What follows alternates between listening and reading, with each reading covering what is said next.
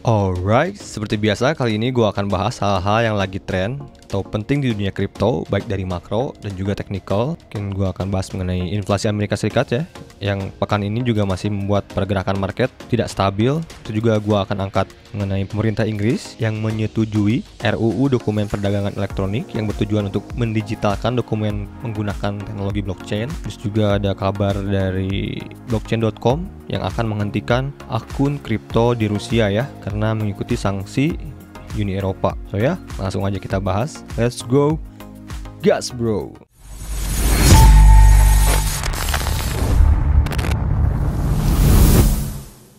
Yo, what up guys, balik lagi di channel Hisana Gas and welcome to Crypto Time, dimana gua membahas seputar cryptocurrency atau crypto aset.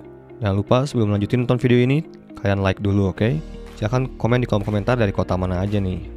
Pergerakan harga sebenarnya relatif cukup datar ya, atau sideways lah bisa dibilang untuk hari-hari ini. Tapi meskipun hari-hari sebelumnya itu cukup bergejolak ya, di saat akan munculnya berita ekonomi atau inflasi Amerika Serikat, volatilitasnya benar-benar terasa banget. Kalau kita lihat Dow Jones pun sama ya, volatilitasnya tinggi. Begitu juga dengan Bitcoin ya, kemarin sempat dibawa drop ke support guys, tepat sekali. Seperti yang gue bahas pada video sebelumnya ya, tepat sekali ke support dan dibawa naik lagi ke area resistance monthly level. Dan sekarang dibawa lagi ke area sideways-nya yang cukup panjang bisa dibilang. Ini di area 19 ribuan, ini udah gerak di sini tuh udah hampir 2 bulan ya guys, di 19 ribu. Dari inflasi Amerika Serikat yang menyentuh bisa dibilang 6,6% ya, year on year antara September ke September sebelumnya. Kalau kita lihat ini masih dalam angka yang cukup tinggi guys ya. Lihat inflasi, rate inflasi di Amerika tuh benar-benar tinggi banget. Kalau kita lihat 10 tahun ke belakang ya, 2012 di angka 1,7. Di 2022 ini bisa dibilang all time high-nya ya selama 20 tahun terakhir, atau bahkan 40 tahun terakhir. Ini udah mirip-mirip ke tahun 80-an nih kalau kita lihat inflasinya nih ya.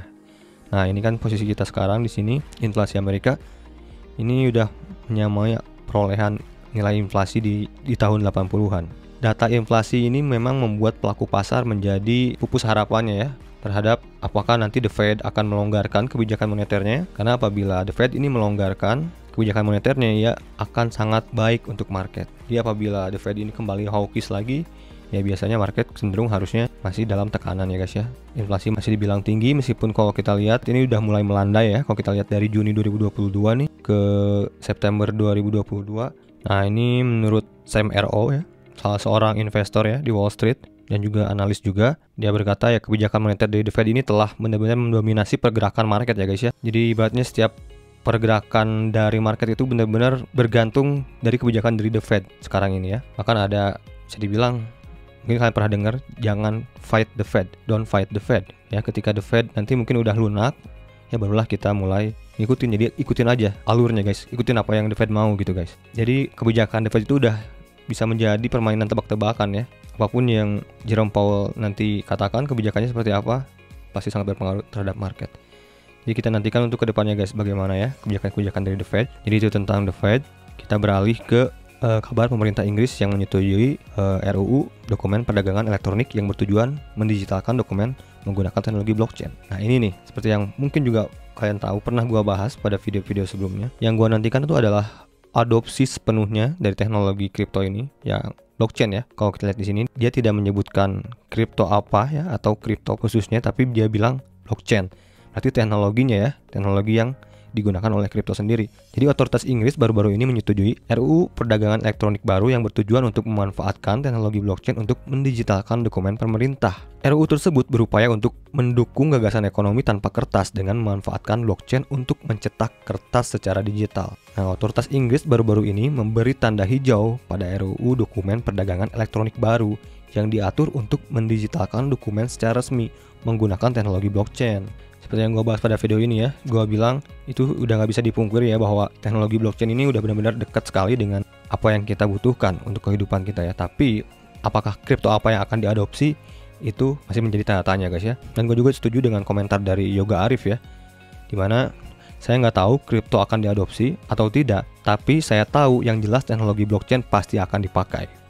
Itu pun gue percaya guys, kalau teknologi blockchain itu pasti dipakai dan pasti diadopsi. Tapi secara khususnya kripto itu masih tanda tanya guys ya. Kembali lagi ke regulasi seperti yang gue bilang di video ini. Jadi kalian tonton video ini buat yang masih awam ya, apalagi untuk membuka pandangan aja. Jadi, RUU tersebut akan membuat dokumentasi digital diakui secara legal, mengurangi biaya admin, dan memudahkan perusahaan Inggris untuk membeli dan menjual secara internasional. RUU itu juga menempatkan fokus yang kredibel pada keamanan dan privasi dokumen digital per pertanyaan yang dirilis. Kertas elektronik jauh lebih mudah dilacak melalui blockchain dan teknologi buku besar atau ledger ya, yang didistribusikan, yang secara historik akan membantu pemerintah dalam melacak catatan untuk menyimpan di masa depan ya. Jadi secara fungsi mereka pun sudah menyadari bahwa blockchain itu sangat bermanfaat banget. Nah, menurut siaran pers, pemerintah Inggris pertama-tama akan mendigitalkan dokumen-dokumen yang penting secara komersial, termasuk vessel, surat promise, bill of landings, pesanan pengiriman kapal, resi gudang, kwitansi pasangan, polis asuransi laut, dan sertifikasi asuransi kargo. Nah, itu dia ya. Sekarang kita beralih ke kabar bisa dibilang kurang bagus ya, karena mungkin menurut gue ini akan ada impactnya. Jadi blockchain.com akan menghentikan akun kripto Rusia karena sanksi UE atau Uni Eropa ya. Dalam sebuah surat yang ditujukan kepada penggunanya, dompet kripto telah menyebutkan bahwa mereka akan memblokir akun warga negara Rusia mulai 27 Oktober 2022 ya, 2 mingguan lagi guys. Jadi blockchain.com ini akan berhenti menyediakan layanan ini karena sanksi terbaru yang dijatuhkan oleh Uni Eropa.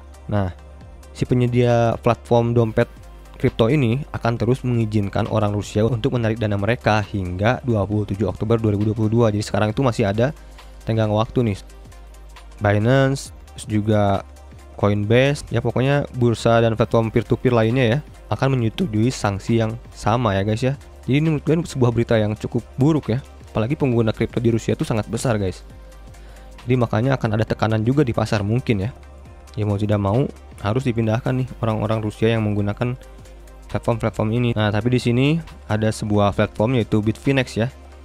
Dia malah menentang sanksi kripto terhadap orang-orang Rusia ya.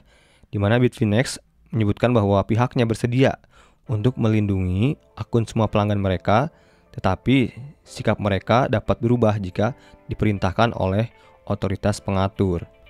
Jadi ada peluang mungkin orang-orang tuh pindah juga ke Bitfinex ya, tapi bisa juga Bitfinex juga sama melakukan sanksi yang sama apabila otoritas pemerintahnya juga melarang ya.